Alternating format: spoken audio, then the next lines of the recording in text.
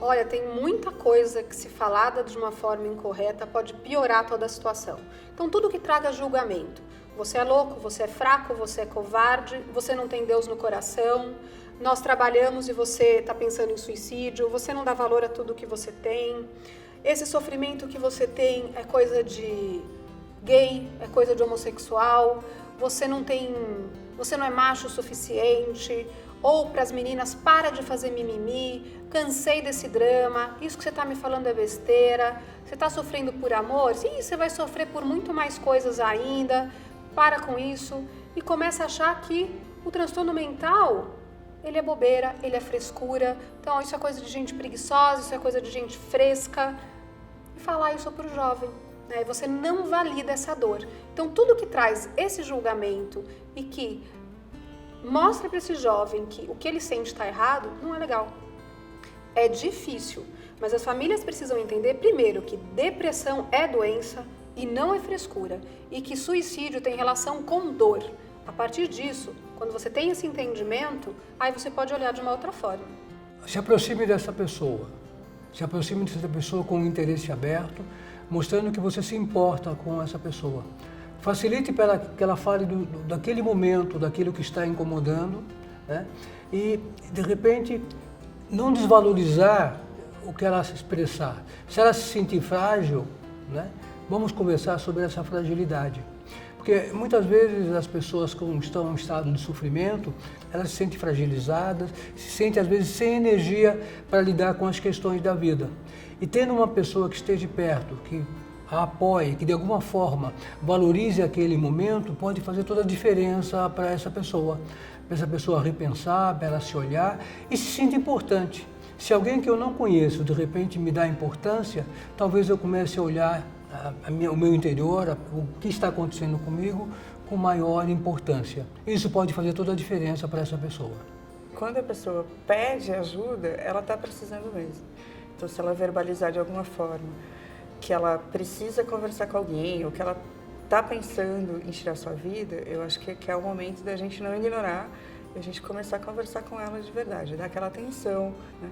E todos nós podemos fazer isso, né? Independente de você ser voluntário do CVV ou você ser da área médica, né? Você pode conversar com essa pessoa, doar um tempinho, né?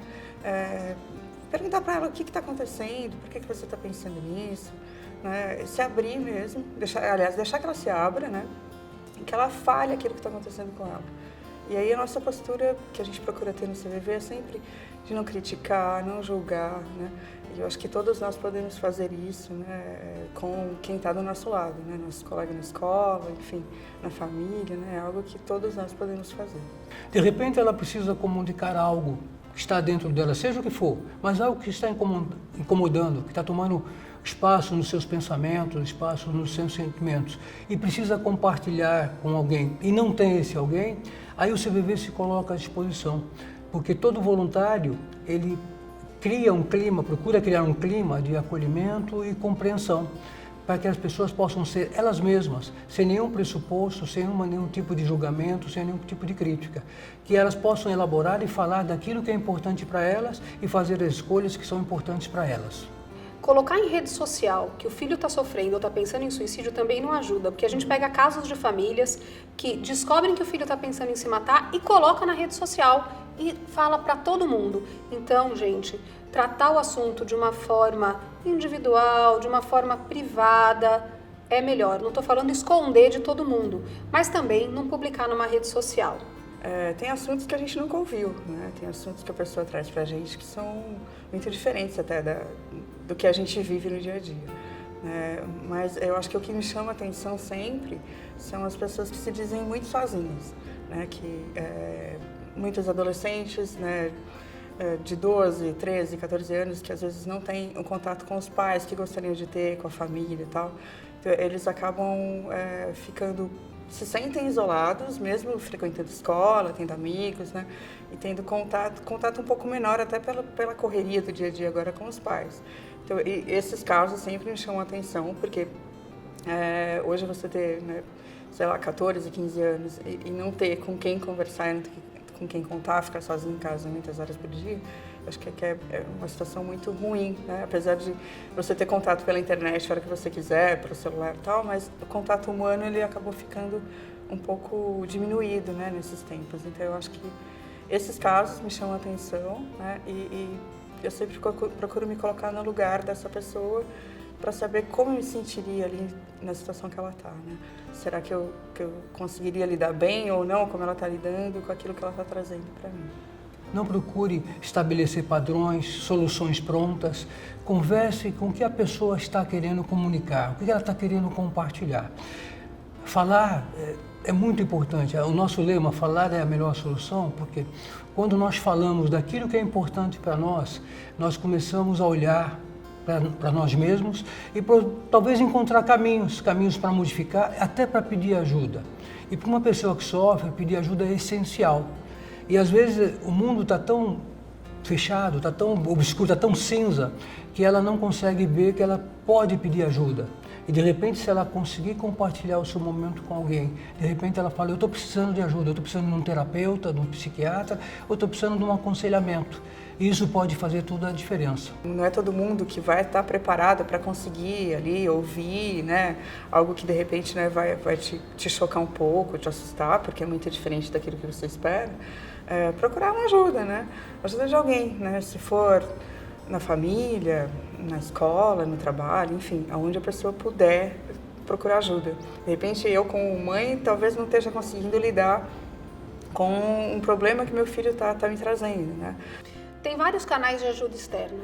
Então, tem os psicólogos e psiquiatras que atendem no CAPS, Centro de Apoio Psicossocial. Os CAPS geralmente são próximos da residência, então a pessoa precisa ir ao CAPS da sua região, não adianta ela ir em outro bairro. É o atendimento gratuito pelo SUS. Tem muitos hospitais que têm a parte psiquiátrica, então dentro desses hospitais e desses prontos-socorros tem uma parte psiquiátrica. Adolescentes em crise, falando que vão se matar naquele momento, devem ser levados a hospitais, a prontos-socorros.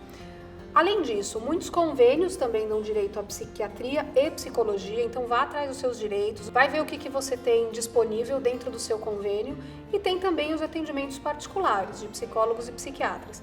Além disso, sempre lembrar do CVV, que é uma ajuda externa fantástica e gratuita 24 horas por dia, 7 dias da semana. Se está difícil achar um médico ou se está difícil achar um psiquiatra ou um psicólogo, conversa na escola, muitas vezes eles também têm indicações.